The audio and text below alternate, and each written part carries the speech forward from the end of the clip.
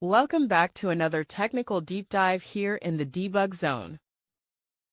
Today we're tackling a big question and breaking it down with insights from other users. Hopefully this clears up some misconceptions and helps you get the answer you need. So buckle up, stay a little curious, and let's jump right in.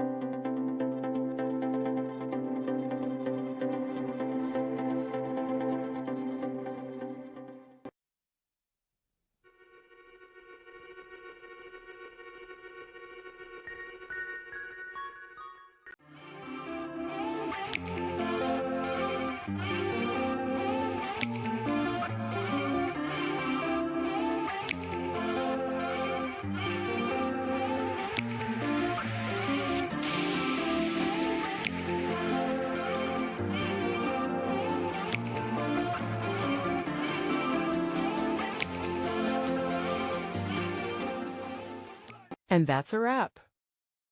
I hope you found the answer you were looking for. If you did, take a second to hit that subscribe button. It really helps out.